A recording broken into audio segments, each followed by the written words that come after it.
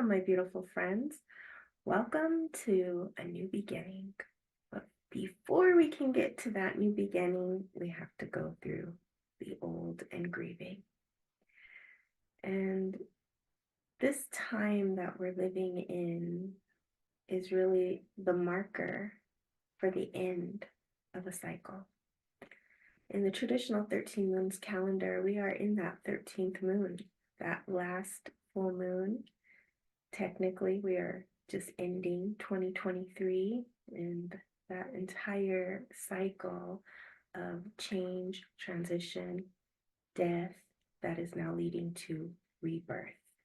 And February 10th, we will have our Lunar New Year, also known as Chinese New Year, which will mark the beginning, the return of spring, the return of something special that is just now beginning.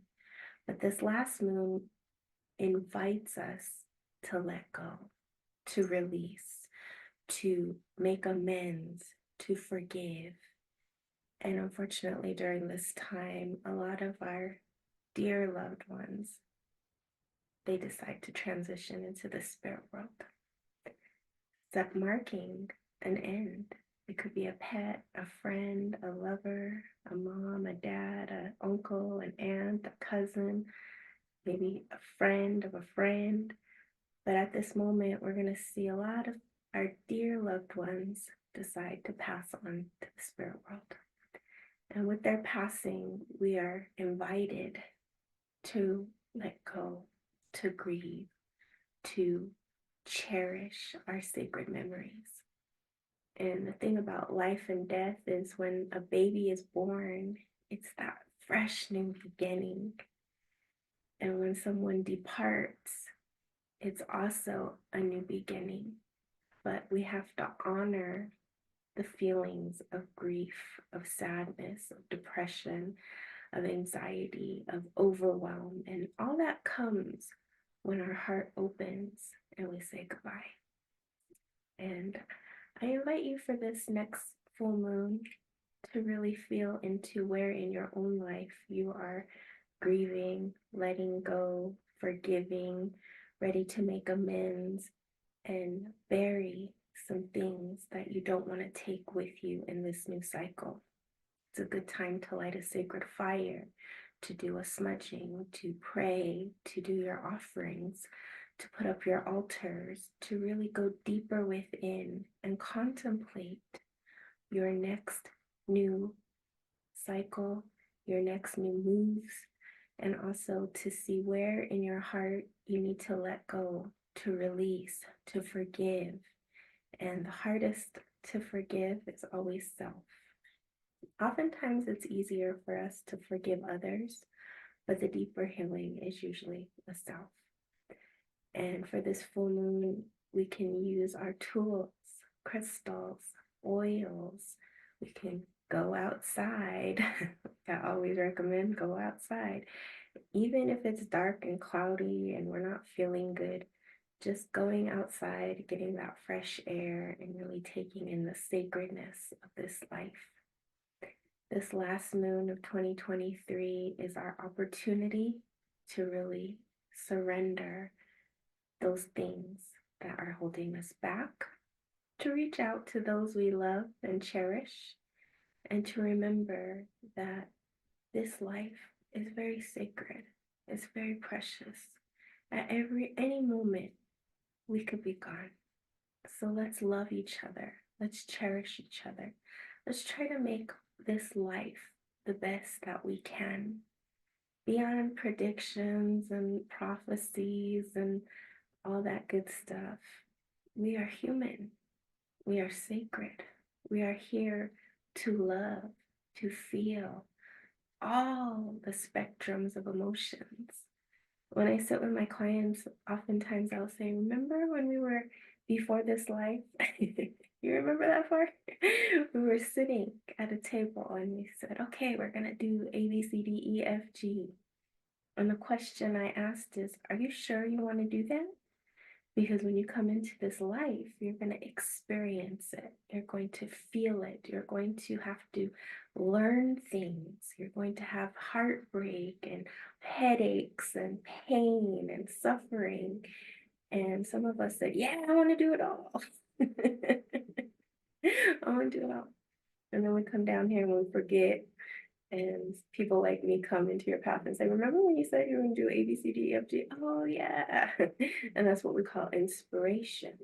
We find inspiration on our path. We find motivation, courage, confidence, because ultimately we are born alone and we die alone. And everything that we are doing in this earth is a reflection of everything that we are feeling and experiencing, thinking, and inspired by. And at this moment in our human history, we all signed up for a very difficult task: how to stand in love in the face of fear, how to overcome those negative forces that try to pull us down, try to separate us, try to divide us. How can we stay whole, intact, and on our path? Because at this precious moment, we are all given the choice to follow the voice of fear or to follow the voice of love.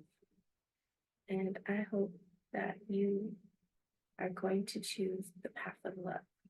You may forget, but remember, every time you step on that path of fear, you will always be disappointed. Every time you step on the path of love, you will be elated. You will be excited. You may be scared, but you will keep going and you will find your treasure. It's not easy to be on the love path. It's not easy to do the right thing, but it's always worth it.